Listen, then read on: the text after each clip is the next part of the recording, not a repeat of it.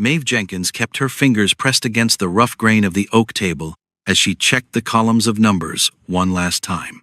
The tallow candle beside her inkwell was burning low, its wick curling into a black knot that threatened to drown in the melting wax.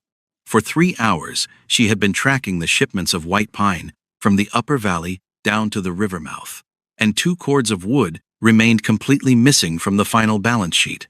It was the 3rd time this month the timber mill accounts had shown a discrepancy, and she knew the local workers were too tired from the early winter freeze to notice a clerical error.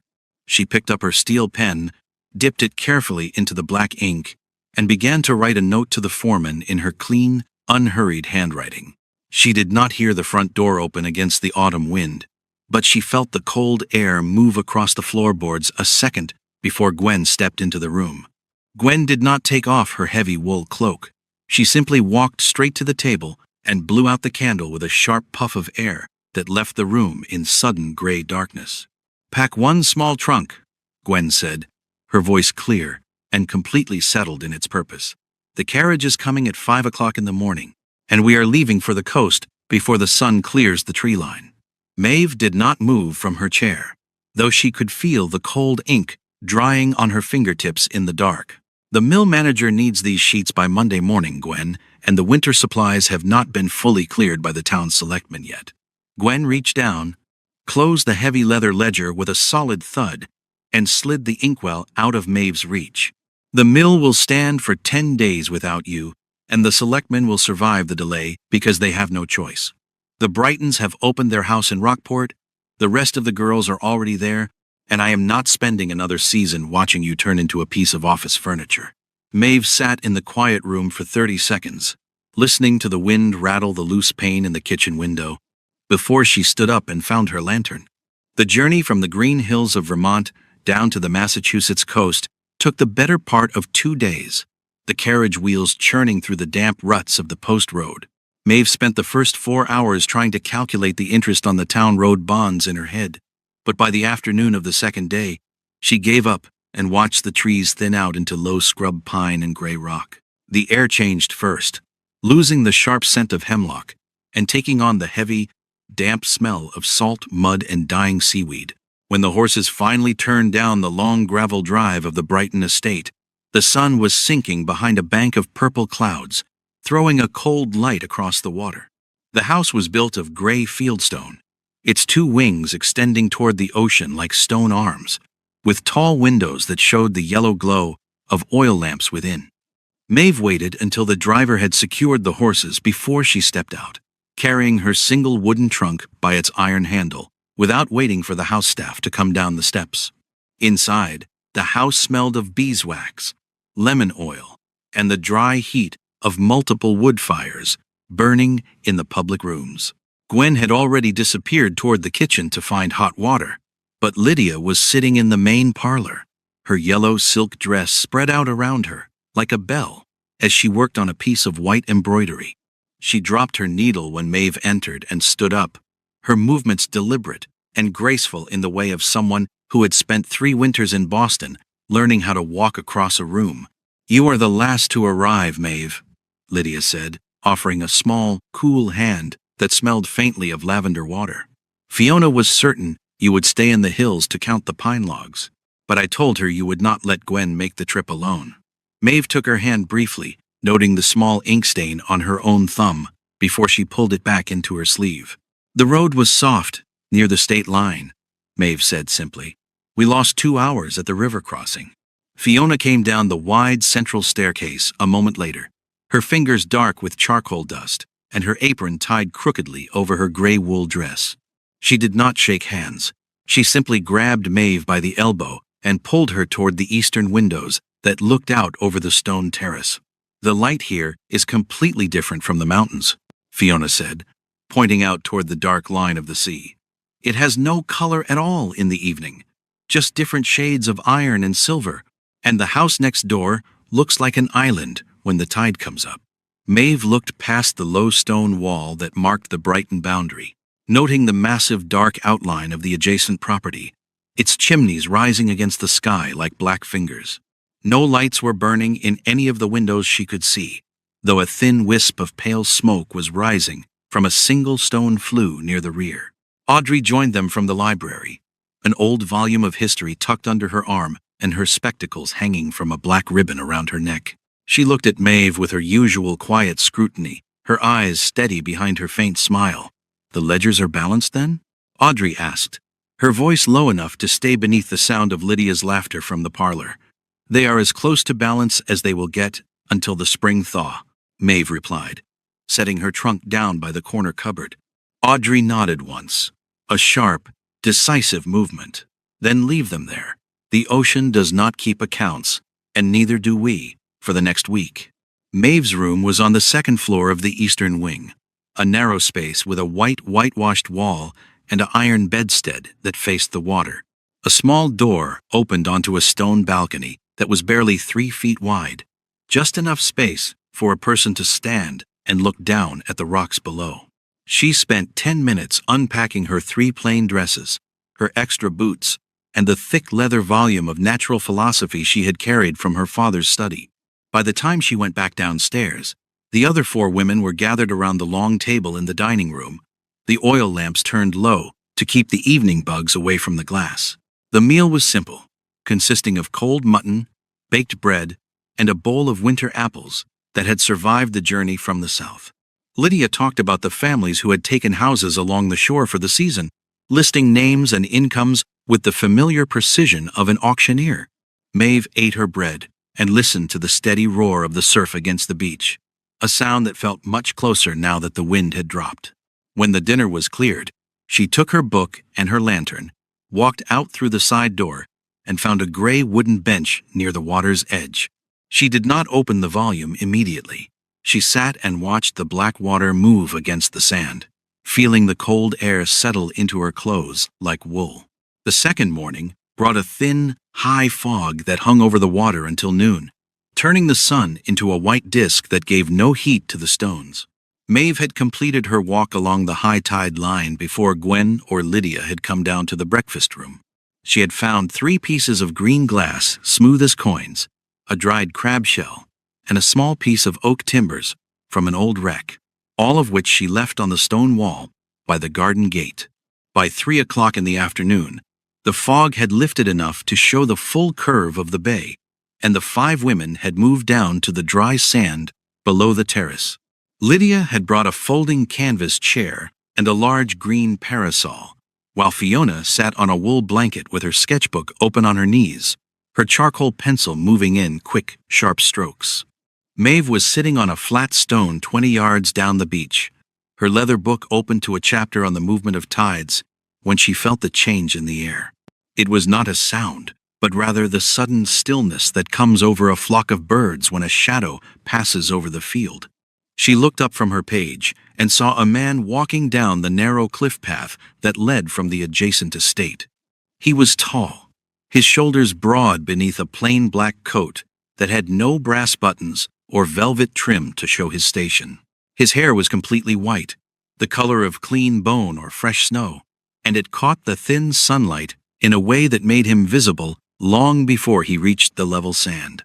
His skin was the same pale shade, lacking the red tone that the sea wind usually gave to the men who lived along the coast. He walked with a smooth, unhurried stride that carried him past the brightened boundary wall without a pause. He did not look at Lydia under her green parasol, nor did he look at Fiona's sketch. His eyes were fixed on the horizon, where the gray water met the white sky. As he came closer, Maeve noticed that he carried no cane, no gloves, and no hat, despite the cold wind that was beginning to blow from the east.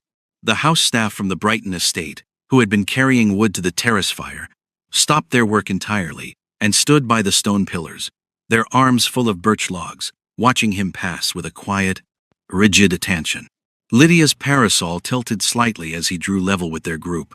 She did not speak, but her chin rose by an inch, her embroidery sitting idle in her lap as she watched him move toward the water. Gwen let out a small, sharp breath through her teeth, her fingers tightening around the handle of her work basket. "That is Cassian Drake," Lydia said, her voice dropping to a whisper that barely cleared the sound of the small waves. "The family has owned the entire northern point since the time of the colony, but no one has seen him in the town since the winter before last. They say he does not use the roads at all. He only travels by water at night. He looks like he has never spent an hour in the sun," Fiona said, her pencil hovering over her paper without touching it. "Look at his hands. They look like they are carved from river stone." Maeve looked at the man's hands as he stopped near the water's edge. They were long-fingered and perfectly still, hanging by his sides, without the slight twitching common to men who were used to handling reins or pens. He stood 3 feet from the surf, his boots sinking into the wet gravel, and remained there for 5 minutes without moving a single muscle in his face. "They call him the King of the North Shore in the village," Audrey said, walking down from the terrace to join them on the sand. "The local fishermen won't cast their nets near his docks after dark. They say the fish go deep when his boat passes, and the water stays black behind his rudder for an hour." Maeve turned a page in her book, the paper making a dry, cracking sound in the silence. "He is simply a man with white hair who prefers his own beach," Maeve said, her voice even. "The timber mill in Vermont has 3 workers whose hair turned white before they were 30 from the winter damp." Lydia laughed, but it was a quick, nervous sound that died out before it reached the water. "He is not a mill worker, Maeve. He owns 40,000 acres of spruce in Maine and 3 banks in Boston, and he has never signed a lease or taken a partner in 50 years. The white-haired man turned his head then, slowly, as if he had heard his name across the 20 yards of wind and sand. His eyes were not blue or gray like the coastal people. They were a dark, clear amber that looked completely black from a distance. He looked straight past Lydia's green parasol and Fiona's sketchbook, his gaze landing on Maeve, where she sat on her flat stone with her book in her lap. He did not bow or acknowledge her with a nod. He simply looked at her for 3 seconds with the steady, unblinking attention of a hawk on a branch. Then he turned and walked back up the cliff path, his dark coat disappearing into the gray rocks before the tide could reach his footprints. The dinner on the 4th evening was a larger affair, arranged by Mrs. Brighton to welcome the few neighbors who remained on the point so late in the autumn. The long table was set with the old blue willow china, and 12 candles in silver sticks were lit down the center, their flames dancing in the draught that came from the large kitchen pantry. Maeve sat between Audrey and an elderly gentleman named Mr. Corliss, who spent the first 2 courses explaining the proper method for salting cod for the West Indies trade. Maeve listened politely, nodding when he paused for breath, while her eyes moved down the length of the white cloth to where Cassian Drake sat at the right hand of their hostess. He had changed into a dark evening coat of plain wool, his white cravat tied with a single knot that had no pins or lace. In the yellow candlelight, his skin looked translucent, like fine porcelain that had been kept in a dark cupboard for a century. He did not touch the roasted duck or the boiled potatoes on his plate. He occasionally lifted a glass of dark water to his lips, but Maeve noticed that the level of the liquid did not seem to drop. He spoke few words, but when he answered Mrs. Brighton's questions about the northern timber limits, his voice was low and resonant, carrying the peculiar depth of an iron bell rung underwater. Lydia sat opposite him, her hair dressed with 2 silk ribbons that matched her blue gown. She spent the meal attempting to draw him into a conversation about the winter assembly in Boston, but her questions seemed to slide off his quiet presence like rain off a slate roof. "The winter is very long on the point, Mr. Drake," Lydia said, her fork balancing a small piece of cake. "One must have society to keep from freezing entirely." Cassian looked at her, his amber eyes catching the reflection of the 2 center candles. "The ice keeps its own company, Miss Lydia," he said. "It does not require assistance to stay cold." It was during the removal of the main platters that the accident occurred. An old woman named Martha, who had worked in the Brighton kitchen since Maeve was a child, came through the pantry door carrying a large pewter basin filled with hot broth and winter roots. Her left ankle had been stiff since the great frost of 3 winters ago, and as she stepped onto the polished pine floorboards of the dining room, her foot caught on the edge of the braided rug. The heavy basin tilted, the hot grease splashing over her fingers, and she let out a small cry as the metal dish clattered against the corner of the sideboard. The table went completely silent, the kind of sharp, collective breath that happens when someone breaks a piece of expensive glass in front of company. Mrs. Brighton's face went white at the corners of her mouth, and Lydia pulled her blue silk skirt back with a quick, jerky movement to avoid the greasy water that was beginning to spread across the dark wood. Mr. Corliss stopped his story mid-sentence, his fork suspended 2 inches from his plate. No one moved from their chairs. The guests sat frozen, looking either at the ceiling or at their own napkins, while Martha knelt on the floor, her old hands trembling as she tried to gather the hot pieces of parsnip with her bare fingers. Maeve did not look at Mrs. Brighton for permission. She stood up, her chair scraping softly against the floorboards, and walked down the length of the table before Gwen could catch her sleeve. She knelt on the wet pine beside the old woman, took the hot pewter basin from her shaking grip, and set it firmly against the base of the sideboard where it could not slide. "Go down to the kitchen and put some cold lard on those fingers, Martha," Maeve said, her voice quiet and completely flat, the same tone she used when telling a cabin boy to rest his torn hand. "I will take the plates down when we are finished here." The old woman looked up, her eyes watery with shame and pain, but she stood up slowly, her stiff apron rattling as she retreated through the dark pantry door. Maeve did not stand up immediately. She took her linen handkerchief from her pocket, wiped the worst of the greasy broth from the floorboards, and stacked the 3 broken pieces of the china rim into a neat pile. When she finally straightened and turned back to the table, she found Cassian Drake looking at her.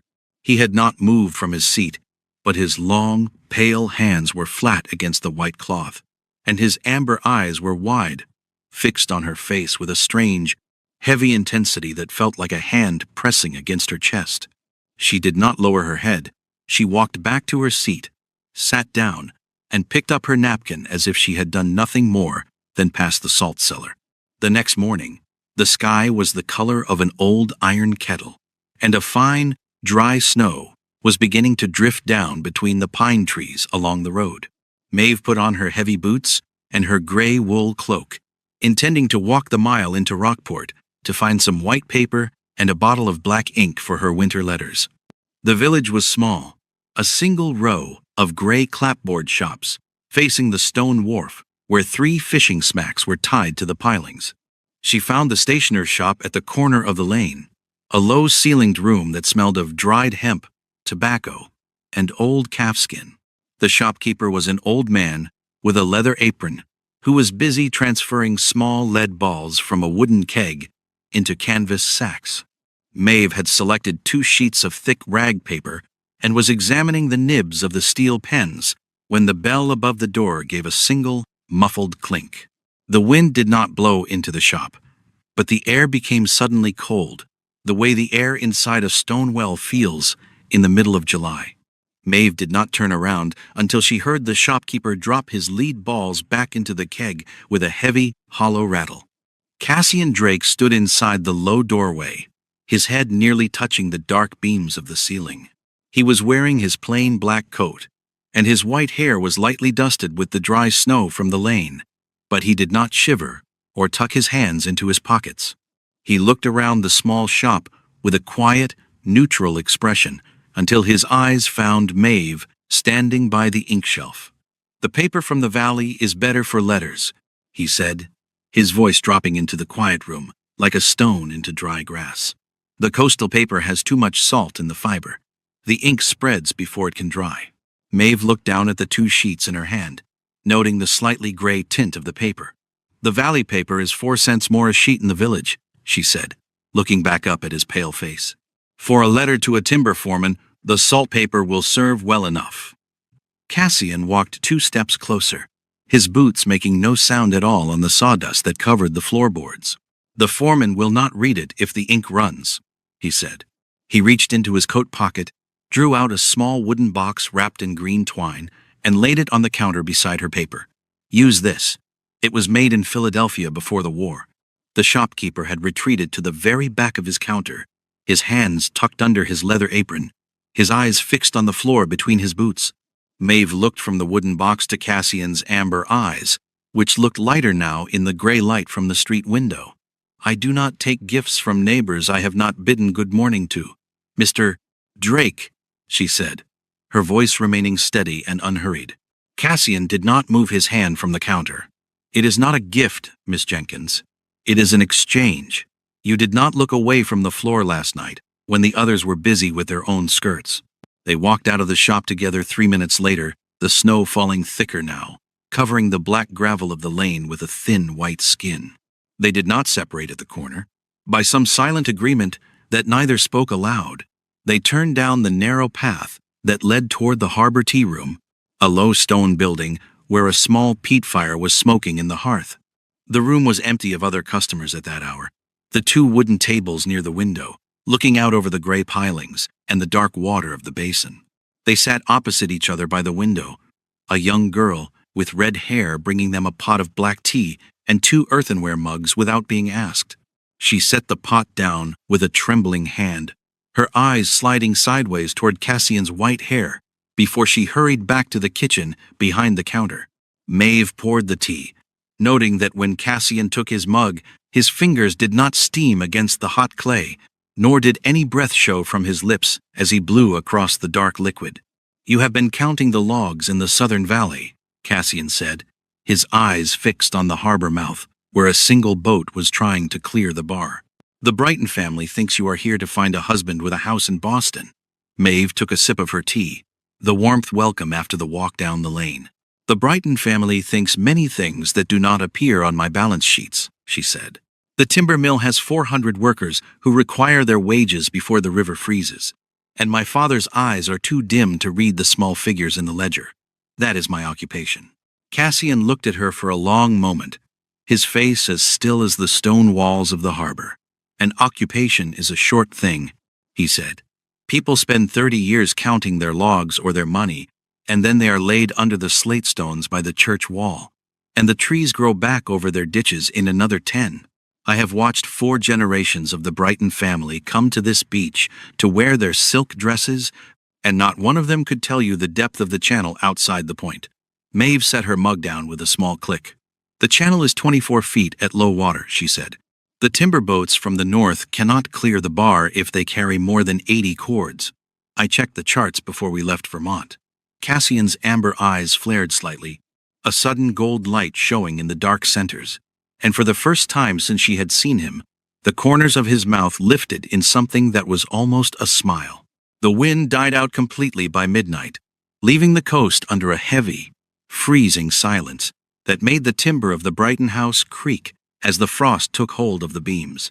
Maeve had tried to read her chapter on the star charts, but the room was too cold for her fingers to turn the pages without tearing the paper. She wrapped her wool shawl twice around her shoulders, opened the small balcony door, and stepped out onto the narrow stone ledge to look at the water. The sea was completely flat, a sheet of black glass that showed the stars as small, sharp points of ice. The moon was high and white, casting a pale light that made the gray stones of the adjacent cliff look like old teeth rising from the sand. She had been standing there for 5 minutes when she noticed a figure standing at the very edge of the neighboring terrace, less than 20 feet away, across the narrow stone gap that separated the two properties. Cassian Drake was standing with his back to the house, his white hair shining in the moonlight like silver wire. He was wearing only his white shirt, the linen open at the neck despite the frost that was already forming on the iron railing before him. He held no glass and no pipe. He was simply leaning against the stone wall, his face turned upward toward the cold sky. He did not turn his head when she stepped out, but his voice came across the dark air as clearly as if he were standing 2 feet from her elbow. "The stars are 3 days late this winter," he said. "The frost should have cleared the sky by Tuesday." Maeve gripped the iron rail of her balcony, her fingers feeling the sharp bite of the cold metal through her wool mitts. "The calendar says nothing about Tuesday," she said. "The almanac predicted a soft November until the full moon." Cassian turned slowly, his pale face looking almost blue under the moonlight. "The almanac was written by men who sleep under goose down after 6 o'clock, he said. "They do not feel the water changing 3 miles out." "Do you spend all your nights out here, Mr. Drake?" Maeve asked, her voice dropping into the quiet space between the stone walls. "The girls say you do not keep the same hours as the town." Cassian leaned his hip against the stone rail, his movements carrying that strange, fluid ease that had no hurry in it. "Sleep is for those who are growing older, Miss Jenkins," he said. "When you have seen the same winter 30 times in a row, you do not need to close your eyes to know what the dark looks like. I have work that does not go well in the daylight." "The shipping lines?" Maeve asked. Cassian shook his head once, his white hair catching the silver light. "The lines belong to my nephews in Boston. They think they manage them because they sign the papers with their black ink. I manage the people who allow the ships to come into the bays after the lanterns are out. There are families on this coast who have paid their bills with my silver since the king's men were in the province." Maeve looked at his long, pale hands resting on the frost-covered stone. "The village people are afraid of you," she said simply. "Audrey says the fishermen change their courses when they see your chimney smoke."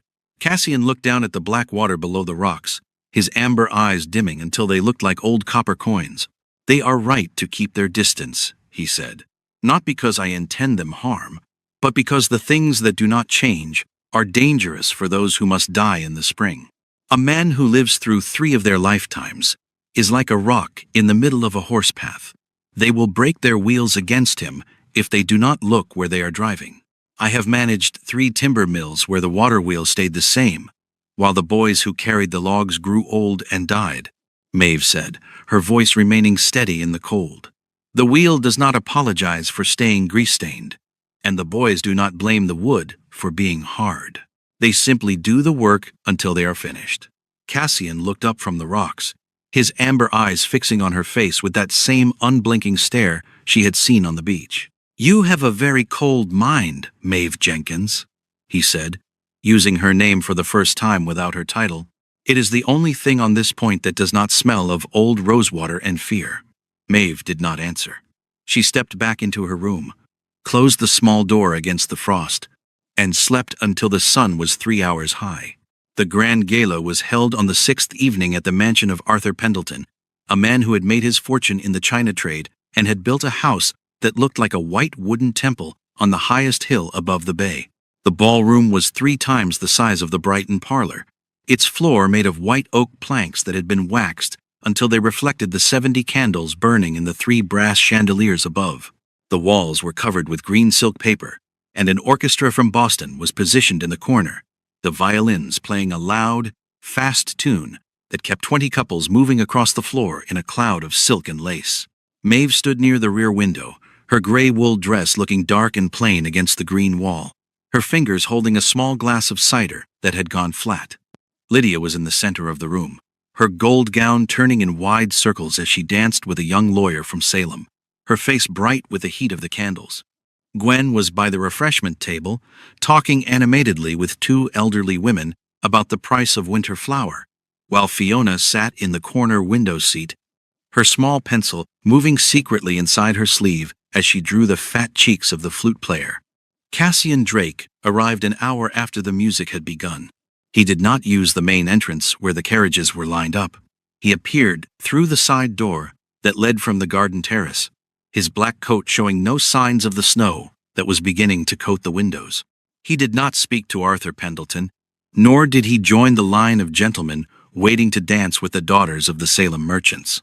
He walked straight through the crowd, the dancers parting before his smooth stride like sheep before a hound, his white hair drawing every eye in the room within 10 seconds of his arrival. Maeve watched him move toward her corner, her face remaining neutral as he stopped 2 feet away, his back to the green silk wall. "The music is too loud for a small room," he said, his voice coming under the violins without effort. "It keeps the horses in the stable from sleeping." Maeve did not turn her head from the window. "The horses are used to the wind, Mr. Drake," she said. "The music will not hurt them if the doors are barred." Before Cassian could reply, Arthur Pendleton walked across the floor, his red waistcoat stretched tight over his round stomach, his gold-headed cane tapping against the oak planks with a sharp, rhythmic click. He stopped in front of Maeve, his face carrying that peculiar smile of an old merchant who had just found an error in an invoice. "Miss Jenkins," Pendleton said, his voice loud enough to cause the nearest dancers to slow their steps. "We are surprised to find you so far from the counting house this evening. I had understood from your father that you were busy with the timber tallies in the mountains." Maeve looked at him, her glass of cider remaining steady in her hand. "The tallies are completed for the season, Mr. Pendleton," she said. Pendleton smiled wider, his eyes moving over her plain gray wool dress with a slow, calculating look. How fortunate. Though one wonders if a young woman who spends so many hours with the black ink might find the pleasures of a ballroom rather beyond her comprehension. The social world requires a different kind of calculation than the price of spruce logs, my dear. Two of the Salem merchants stopped their conversation to listen, their wives tilting their feather fans to hear better above the violins. Maeve was about to tell him the exact cost of his white pine siding when Cassian Drake stepped forward by 6 inches, his tall figure casting a long, dark shadow across Pendleton's red waistcoat. The yellow candlelight seemed to die out in his amber eyes, leaving them as black and flat as 2 pools of mountain water in December. "The calculation is exactly the same, Arthur," Cassian said, his voice dropping into the room with a cold weight that made the nearest violin player miss his chord entirely. "Miss Jenkins manages an estate that has paid its taxes in gold since your father was selling dried fish from a handcart on the wharf. She knows the weight of an honest contract, and she knows when a merchant has used 3 inches of green wood to pad his shipping boxes in the winter of '56. Pendleton's face changed from red to a mottled, damp white, his round fingers tightening around the gold head of his cane until the metal groaned. He opened his mouth to speak, but Cassian did not look at him again. He kept his eyes fixed on the merchant's face until the older man turned on his heel and walked back toward the musician's platform with a quick, uneven step that looked like a retreat. The surrounding guests began to talk all at once, their voices rising to cover the silence, and the violins took up a new tune with a sudden, frantic speed. Maeve set her flat cider down on the window ledge. "You should not have said that about his father," she said, her voice dropping into the small space between them. "The old man died 30 years ago." Cassian looked down at her, his white hair catching the green reflection from the wallpaper. "The old man was an honest thief," he said. "The son is a dishonest gentleman. I do not like to see a person who can balance a ledger being lectured by a man who cannot keep his own skin from shaking when the wind blows from the north." Maeve looked at him for 5 seconds before she turned, found her gray cloak in the entry hall, and walked back to the Brighton house alone through the dark snow. Audrey was waiting by the parlor fire when Maeve came through the side door, her old history book lying unread on her knees, her spectacles tucked into her pocket. She did not ask about the gala or the music. She waited until Maeve had taken off her wet boots and laid her wool shawl over the copper screen to dry before she spoke. "He followed you from the town square yesterday, Maeve," Audrey said, her voice low in the quiet house. "I saw him from the upper window. He stayed 30 paces behind you until you reached our gate, and then he stood by the rock wall for an hour without his hat." Maeve sat down on the hearth rug, her hands extended toward the red coals of the birch logs. "The road is public, Audrey," she said. "A man may stand by a stone wall if he chooses." Audrey leaned forward, her face serious in the firelight. "You are doing the thing you do with the timber contracts, Maeve. You are looking at the figures to see where the fraud is. You are looking for the error in the column so you can reject the offer and go back to your desk in the mountains." "The offer has not been made," Maeve said, her eyes fixed on a blue flame that was dancing along a split in the birch bark. "He is a neighbor who has lived here a very long time and has no friends left who remember his name. That is all." Audrey shook her head, a slow, tired movement. "He is the king of this shore, Maeve. He has been here since my grandfather was a boy, and he will be here when our children's children are old women in their caps. He does not want a contract. He wants someone who can look at his white hair and his cold hands without thinking he is a ghost or a monster." "I know what he is," Maeve said, her voice dropping, until it was nearly lost in the hiss of the sap. "He has no pulse in his wrist, Audrey. I felt his hand when he passed the wooden box in the shop. It was like touching the iron plate on a winter sled. His breath does not show in the frost, and his eyes look like the eyes of the owls that stay in our barn through the great snows." "And you are afraid?" Audrey said softly. Maeve turned her head, her face pale but completely steady in the red light of the hearth. "I am not afraid of his cold hands, Audrey. I am afraid of what happens to the timber mill if I stay here until the spring thaw." I am 30 years old, and I have spent 12 of those years keeping my father's house and my father's books, and I know exactly how much wood it takes to keep a family from freezing for 5 months. I do not know what to do with a man who does not require wood and who does not change when the years go by. The mill will burn or it will stand, Maeve, Audrey said, standing up and pulling her shawl around her shoulders as she prepared to go up the stairs. But you cannot spend the rest of your life counting the logs just because you know how many there are. Sometimes the ledger must be closed before the page is full. Maeve stayed by the fire for another hour, until the birch logs had turned to gray ash, and the room was so cold she could see her own breath as a thin white cloud in the dark. She rose early, before the first crow had called from the pines, and walked down to the beach, where the gray wooden chair sat near the high tide mark. The water was gray and heavy under the dawn sky, and the snow had stopped, leaving the sand covered with a white crust that crackled under her boots. Cassian Drake came down the cliff path before the sun had cleared the eastern headland, his black coat buttoned to his chin, his white hair looking sharp against the gray rock behind him. He did not stop at the boundary wall this time. He walked straight to where she stood by the wooden chair, his long, pale hands tucked into his sleeves, his amber eyes fixed on her face, with that same heavy stillness she had come to expect. "I leave for the northern forests on Friday morning," he said, his voice clear in the cold dawn air. "The logging crews in Maine have found a seam of white cedar that needs my mark before they can cut the timber." He paused, his gaze moving over her gray wool cloak and the dark hair that had escaped from her hood. "I am telling you this because I do not intend to leave this coast without your permission to write to you in Vermont." Maeve looked past him to where the Brighton house stood gray against the hill, its windows still dark with sleep. "My father does not care for letters from Boston or the coast, Mr. Drake," she said. "He thinks the people here have too many words for small things." Cassian took his hands from his sleeves, his fingers looking long and white against his black wool. "I am not writing to your father, Maeve. I am writing to the woman who cleaned the grease from the floorboards while the others were thinking of their blue dresses. I am writing to the only person I have met in 50 years who looks at my face instead of my banks." He stepped 3 inches closer, and Maeve could feel the coldness that came from his skin, a steady, clean draft that smelled of deep river ice and old spruce needles. "I will come to the valley in the winter," he said, his voice dropping into that low, bell-like register that stayed in the ear long after he had finished speaking. "I will come when the roads are barred with 5 feet of snow and the horses cannot move from the stable. I do not require a carriage to travel, and I do not need a road to find the timber mill." Maeve looked at his amber eyes, seeing her own small, gray reflection in the dark centers. She thought of her oak table in Vermont, the neat columns of figures, the 300 pine logs, and the long, quiet evenings by the dying kitchen fire. She had been satisfied with those things. She had told herself that the balance sheet was enough for a life if it was kept clean and true.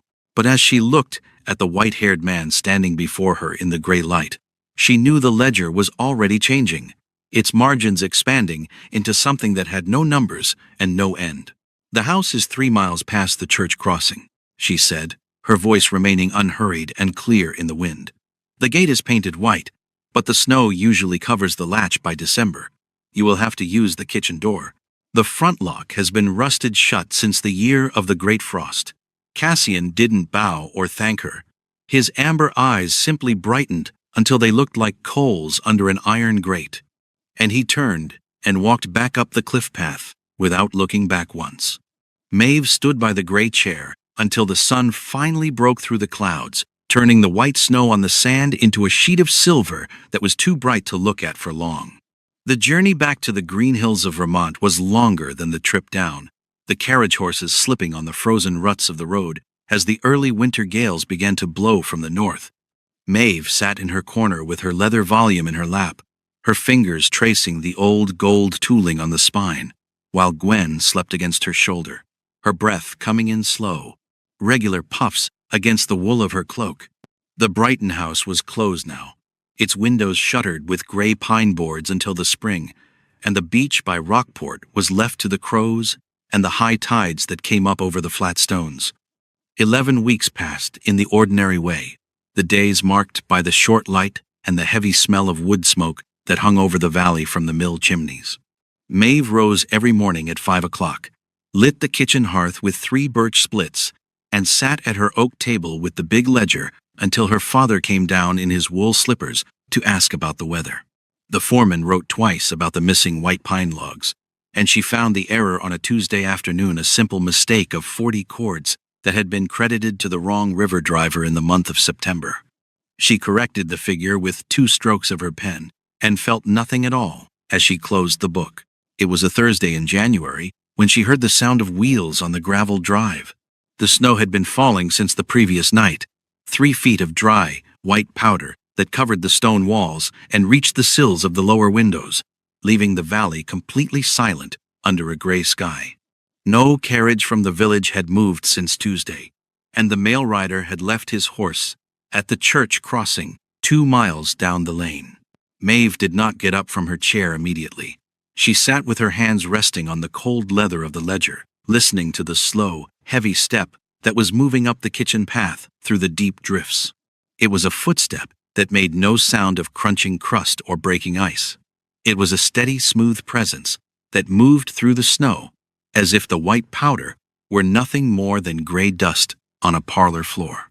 She did not look out the window to confirm the white hair or the black wool coat.